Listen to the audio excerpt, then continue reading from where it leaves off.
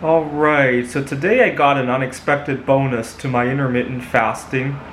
I had planned to fast 17 hours as usual, but something happened at work and I needed to stay a little bit later than usual, so I ended up stretching it to 19 hours.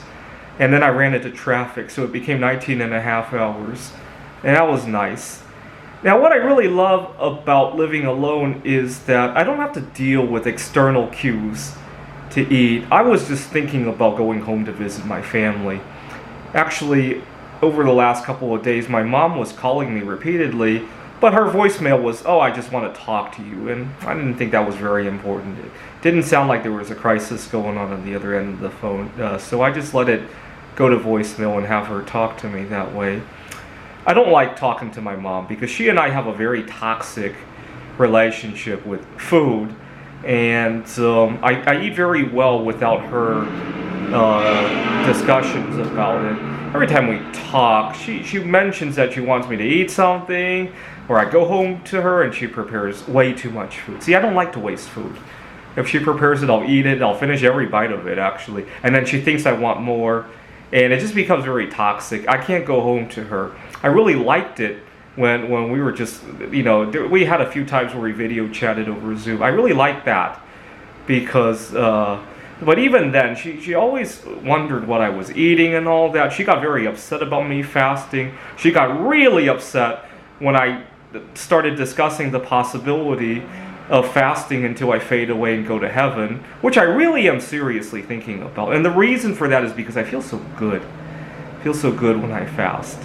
And it really feels like I could have that one last enjoyable fast before I go to heaven. I'm going to think about it on Yom Kippur again. It's a dry fast.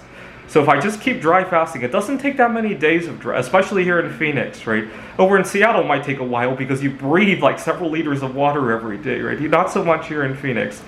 But I'll start to think about that again. But my mom and I have a very toxic relationship with food, starting when I was very young.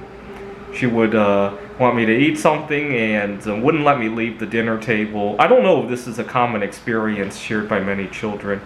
I hope not. After I talked about it the other day, I went online to Google about it. I didn't see too much information about that. That's good. And but then it dawned on me. I moved out of my family's home, and yeah, I did have an adjustment period, but it's not like I had problems with it. I mean, I had binge eating problems, but for the most part, they never affected me physically. The only reason I wanted to control my binge eating problems was the psychological problems that it was causing. Needing to eat when it was not available. 2 years ago, there's no way I would have stayed those 2 extra hours at work today because the binge eating would have driven me nuts, right? Even last year, I had another addiction that would have driven me nuts if I got unexpected hours at the end of the day. It just dawns on me that people know when and what they want to eat without these. See, you would never ask anybody else about other biological functions. Can you imagine asking your colleague or your family member, "Hey, do you need to go to the bathroom?" Right?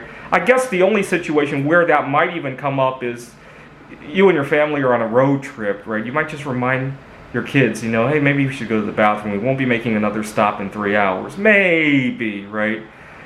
Can you imagine? See, last year I had a colleague who was obviously pregnant, and even then I really resisted the temptation to ask her about it until she was 6-7 months, right? When it was very obvious that it wasn't just a little bit of weight gain, right? See, we don't like to talk about that, but why is it that people think they know what other people want to eat more than the person themselves, right? That never made sense to me, even to this day. Anyway, I'm so glad to be done with, and unfortunately, I'll have to think about how I respond to my mom. I don't think I can talk to her live anymore. I'll probably send her an email or call her when I know she's not going to answer to leave another voicemail or something to that effect, right? Anyway, don't bother. People know what they want to eat and when they want to eat it, right?